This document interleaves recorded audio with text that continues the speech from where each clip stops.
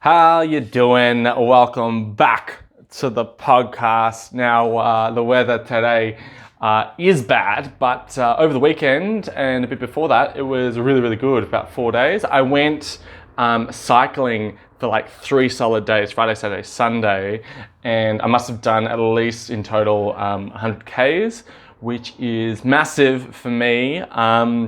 The next day, my legs were like rocks. They were hurting so much, and I couldn't really get out. Well, I could get out of bed, but I was like, I wanted to keep going back to bed because they were just in pain.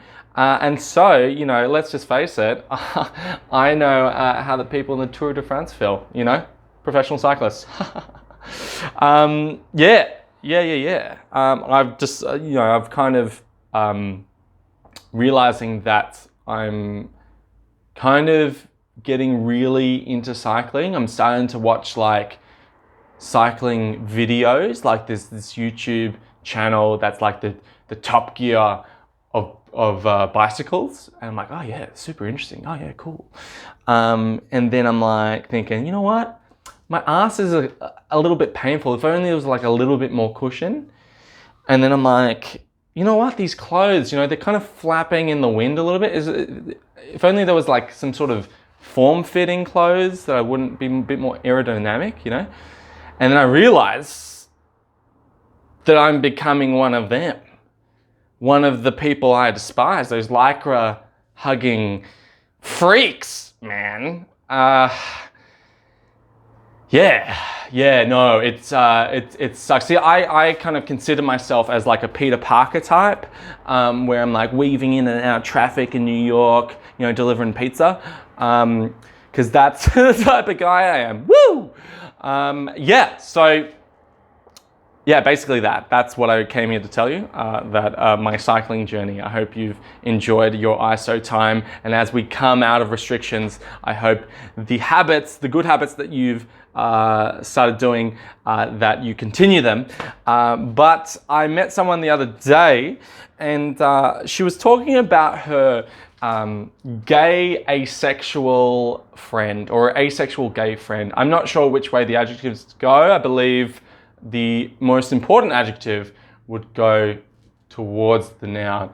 But who am I? I'm just an ENL teacher. So I think it's gay asexual, and I'm like, what are you talking about? Asexual means that you don't want to have sex, or you're not, you know, you don't have sex, right? And gay is like you like to have sex with men. Why should you be defining yourself as gay asexual and not just asexual? And then my friend was like, oh, you know, because, you know, you want to find your soulmate. You want to find your soulmate, and you want to, you know, just because you don't have sex, you want to find your soulmate. I'm like, yeah, it's just your best friend, you know what I mean? And so I didn't really understand it. I did a bit more research. I'm trying to learn. And apparently they're called Graysexuals. So I learned a new term. So we're really looking at the LGBTQIQA plus, the A plus. That's where we are in the acronym, and that's what we're looking at today. For me, I don't really understand why you would, if you're asexual, why you would differentiate between hetero asexuals and gay and lesbian asexuals. I don't get it, because logically, at least in my mind, if you're asexual, you shouldn't have a sexual preference, right? Right? Am I wrong in thinking this? But anyway, look, I'm trying to understand. If you know more about it, let me know so I can correct my ignorance. And speaking of that, I met this person through Hinge, and let me tell you, I installed Hinge in Montreal because on Tinder, I wasn't getting any matches in Montreal. And my friend was like, hey, it's all about Hinge now. Hinge is like the more relationship-y app. Everyone's meeting on Hinge. So I installed it. I met up with some people. I got some matches. It's actually pretty good. It's been doing great so far. But unfortunately, I got back to Melbourne and yeah, Hinge isn't as good as, I mean, it's still good. I'm getting great matches with people and having good conversations, but it's being a little bit infiltrated by Tinder, the Tinder peeps. You know what I mean? So the girls that are like, I'm fed up with Tinder, are coming to Hinge, right? Because they've exhausted their options on Tinder. I don't know. And it's become it's starting to become a kind of a more of a putrid, salty, bottom of the barrel kind of place where people are just looking to bone.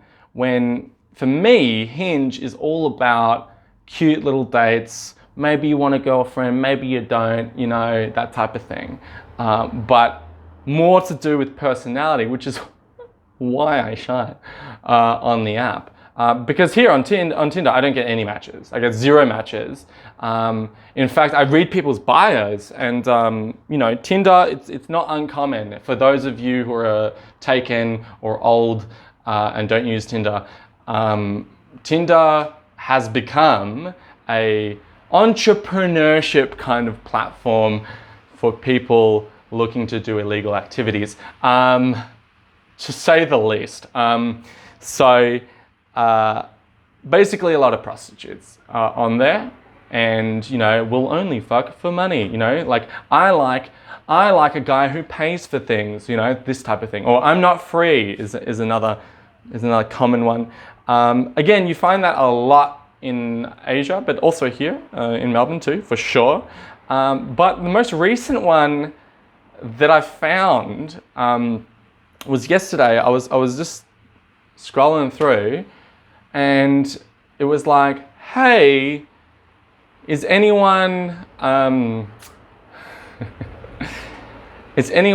wants to cam with me? Let me know on my Instagram.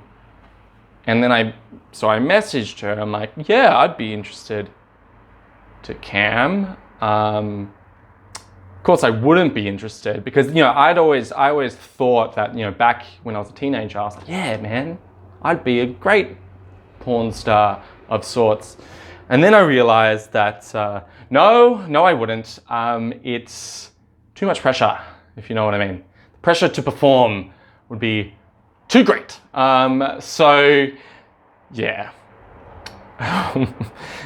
So anyway, I'm like, I'm going down this rabbit hole, and then she's like starting to give me like this info. It's like, hey, it was literally, I'm like, hey, I'm interested. And she's like, hey, how are you?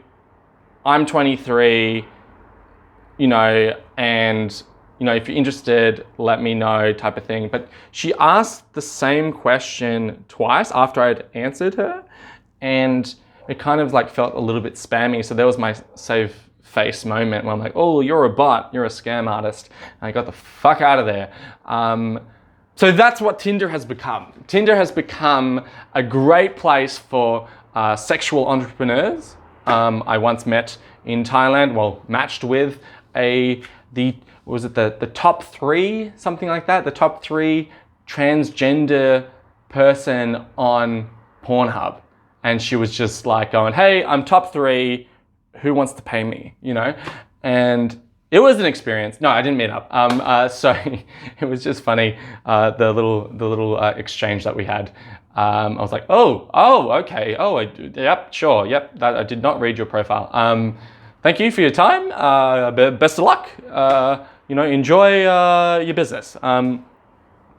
Yeah, so that's Tinder.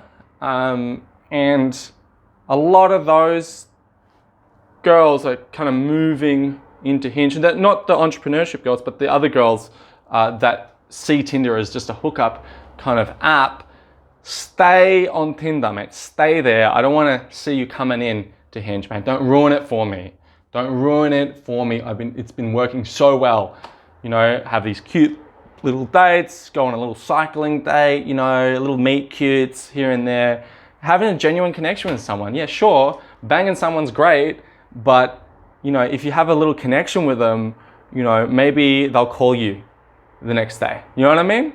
So you know, again, like it's annoying because the last couple of interactions that I've had have been like, oh, is that what you want? Okay. Look, I wasn't prepared. If I knew, I'd clean up my place. But thank you. Next time, maybe, you know. So it was kind of,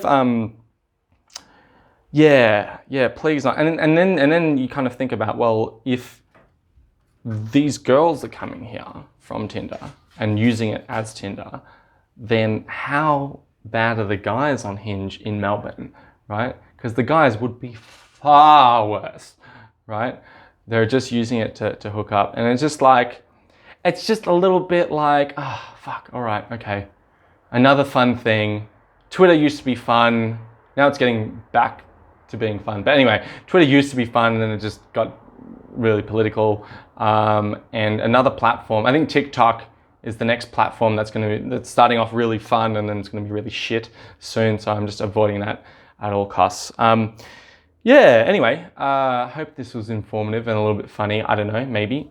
I should work on my delivery more. I've been thinking about, you know, after all this is said and done, doing a bit of stand-up. Doing a bit of stand-up. All this is said and done. So I reckon, you know, if this isn't a wake-up call for you, like if you ever wanted to change your career and this isn't a wake-up call for you, like what is, you know? Your job doesn't mean anything, life doesn't mean anything, so you may as well do something that is fun and makes you happy. And so for me, it's all about exploring. My friend said it best, is like, dude, why would you want to, I said to him, look, you know, both my career paths that I was looking into have been shot in the foot and like massive job losses, massive. I'm very unlikely to get a job in film and, you know, ESL, the industry is going to take forever to get back. So like it's a massive blow. And so I'm essentially out of work, but really taking this well because I'm always out of work.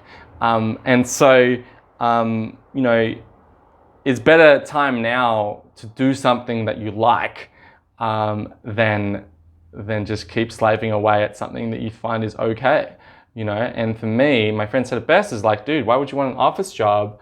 Because you're all about, your whole thing is you're all about trying as different jobs as possible to find the one that you like and that you can really commit to. And I really like the way you said it. And so I think giving a crack at stand-up comedy would be a fun thing to do.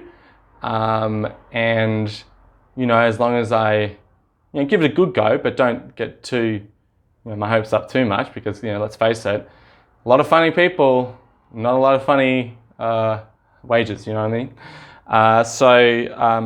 Yeah. So what do you think? That's my point. What do you think? Do you think that I would be good as a comedian? I obviously need to work on my delivery. Yes, this is a thing that I'm aware of. But do you reckon I'll be good? I've had a few suggestions that people should say that I should be performing, and I am agreeing with them. So let me know, hopefully when this is all said and done and the clubs are back and forth, the bars are back and forth, that we can have some open mics and some stand-up comedy, and then, you know, I'll be the first one to throw my hat in the ring. Cool, peace, and I'll see you next time.